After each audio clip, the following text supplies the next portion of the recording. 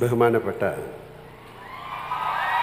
മുഖ്യമന്ത്രി ശ്രീ പിണറായി വിജയൻ, സാംസ്കാരിക വകുപ്പ് മന്ത്രി ശ്രീ സജി ചെറിയാൻ, പൊതുവിദ്യാഭ്യാസ വകുപ്പ് മന്ത്രി ശ്രീ വി ശിവൻകുട്ടി, ഭക്ഷ്യ സിവിൽ സപ്ലൈസ് മന്ത്രി ശ്രീ ജി ആർ ആന്യൻ, ധനകാര്യമന്ത്രി ശ്രീ കെ എൻ ബാലഗോപാൽ, വേദിയിലെ സദസ്സിലെ മറ്റ് വിശിഷ്ടാതിഥികൾ, പ്രിയപ്പെട്ട എൻ്റെ നാട്ടുകാരെ, ഇന്ത്യൻ സിനിമയുടെ പിതാവായി അറിയപ്പെടുന്ന ദാദാസാഹിബ് ഫാൽക്കെയുടെ പേരിലുള്ള പരമോന്നത പുരസ്കാരം ഡൽഹിയിൽ വെച്ച് ഏറ്റുവാങ്ങുമ്പോൾ മുമ്പ് ഇത് ഏറ്റുവാങ്ങിയ മഹാരഥന്മാരെക്കുറിച്ച് മാത്രമല്ല ഞാൻ ഓർത്തത്, സിനിമ എന്ന കലാരൂപത്തിന് വേണ്ടി ദാദാസാഹിബ് ഫാൽക്കെ എന്ന മനുഷ്യൻ്റെ സമർപ്പിത ജീവിതം എൻ്റെ മനസ്സിലൂടെ ഒരു തിരശ്ശീലയിൽ എന്ന പോലെ കടന്നുപോയി.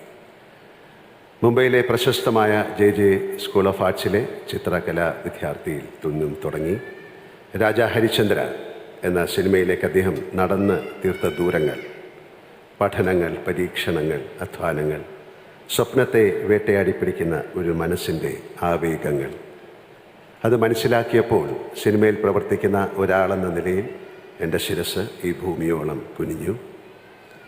എൻ്റെ കഴുത്തിലണിഞ്ഞ പതക്കത്തിൻ്റെ ഭാരം ഞാൻ ആഴത്തിൽ തിരിച്ചറിയുകയായിരുന്നു ആ നിമിഷങ്ങളിൽ. ഞാനടക്കമുള്ള എല്ലാ ഇന്ത്യൻ അഭിനേതാക്കളും 120 വർഷങ്ങൾക്ക് മുമ്പ് സിനിമയ്ക്ക് വേണ്ടി ജീവിതം സമർപ്പിച്ച ഈ മനുഷ്യനോട് കടപ്പെട്ടിരിക്കുന്നു. രാജാ ഹരിചന്ദ്രയിൽ നിന്നും ഇന്ത്യൻ സിനിമ എത്രയോ മുന്നോട്ട് പോയി. അതിൻ്റെ ആകാശം ഒരുപാട് വിശാലമായി. അപ്പോഴും ആ ആകാശത്തെ ഏറ്റവും തിളക്കമാർന്ന നക്ഷത്രം ദാദാസാഹിബ് ഫാൽക്കെയാണ് എന്ന് ഞാൻ വിശ്വസിക്കുന്നു.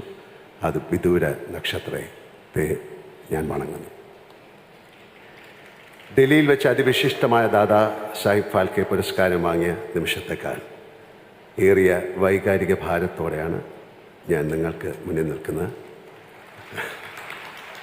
അതിന് പല കാരണങ്ങളുണ്ട്.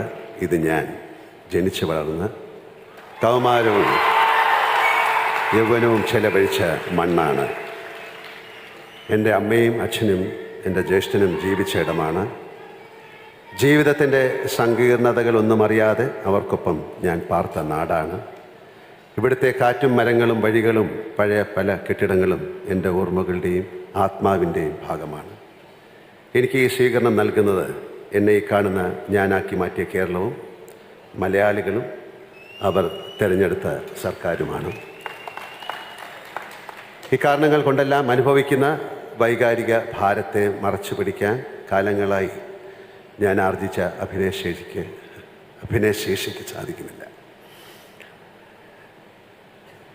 48 വർഷങ്ങളുടെ ദീർഘമായ നടപ്പാതയിലേക്ക് തിരിഞ്ഞു നോക്കുകയായിരുന്നു ഞാൻ.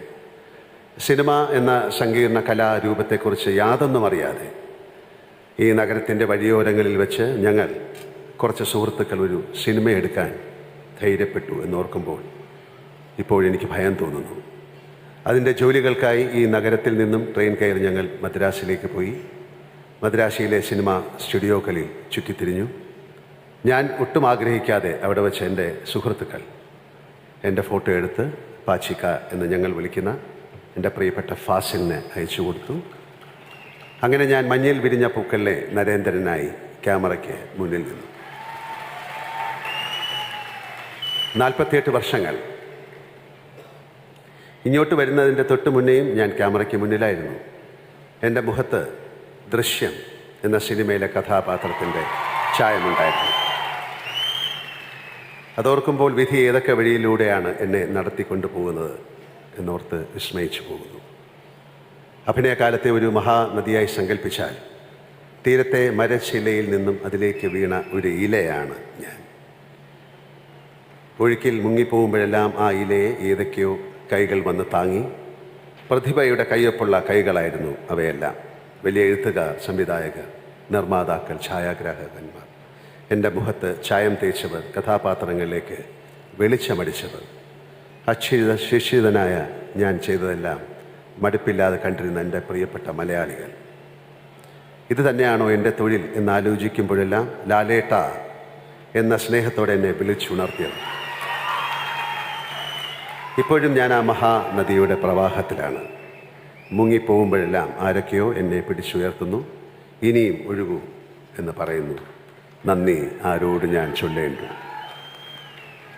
എൻ്റെ ഈ അഭിനയ സഞ്ചാരത്തിനൊപ്പം നമ്മുടെ സമൂഹത്തിൻ്റെ യാത്രയും അതിൻ്റെ അമ്പരപ്പിക്കുന്ന മാറ്റങ്ങളും നിറഭേദങ്ങളും ഞാൻ കാണുന്നു.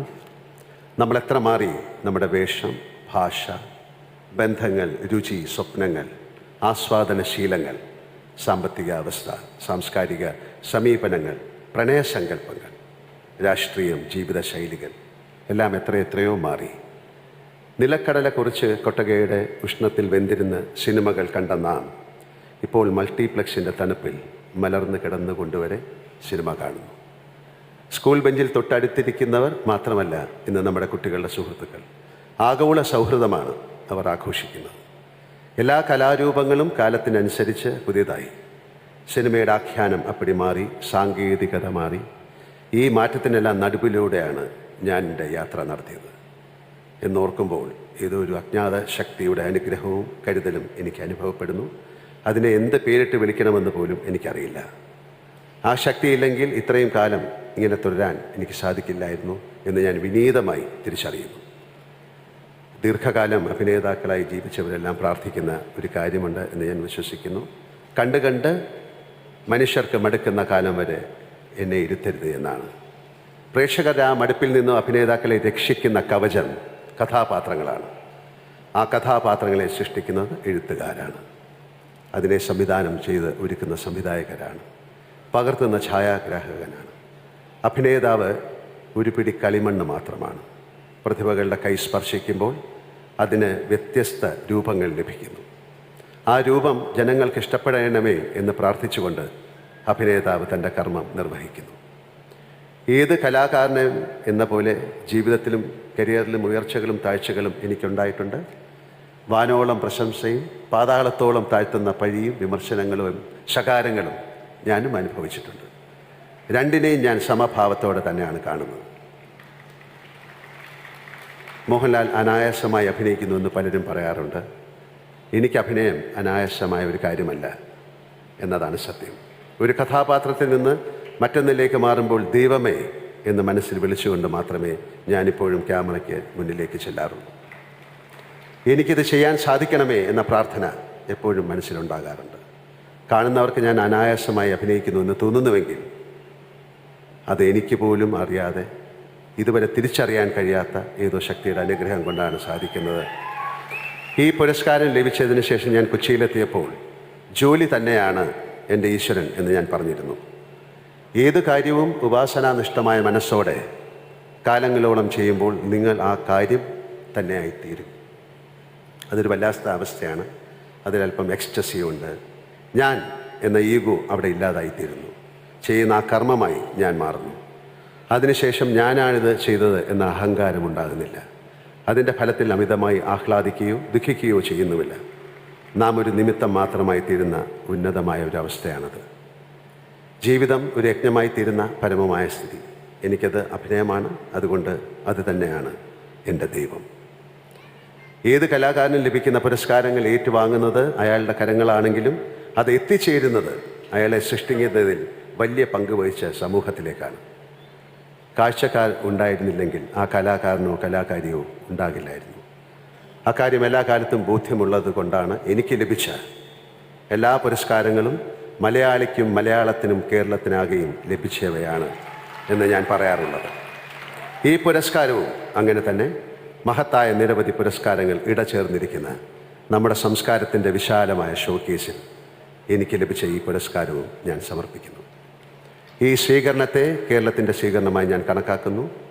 തിരുവനന്തപുരത്തിൻ്റെ സ്വീകരണമായി ഹൃദയത്തിലേക്ക് ചേർത്ത് വയ്ക്കുന്നു. വിട പറഞ്ഞു പോയ എൻ്റെ അച്ഛനെയും ജ്യേഷ്ഠനെയും ഞാൻ ഈ നിമിഷം മനസ്സാ സ്മരിക്കുന്നു. ഇപ്പോഴും എനിക്കൊപ്പമുള്ള ഈ നഗരത്തെ അത്യധികം സ്നേഹിക്കുന്ന അമ്മയെ, എന്നും എൻ്റെ താങ്ങും തണലായിരിക്കുന്ന എൻ്റെ കുടുംബത്തെ ഞാൻ ഓർക്കുന്നു. എന്നും എൻ്റെ സൗഹൃദത്തിന് വലിയ വില കൊടുത്ത് എന്നോടൊപ്പം സഞ്ചരിക്കുന്ന എൻ്റെ സുഹൃത്തുക്കളെ ഞാൻ ഓർക്കുന്നു. എൻ്റെ പൂർവ്വ സൂരികളെ വണങ്ങുന്നു.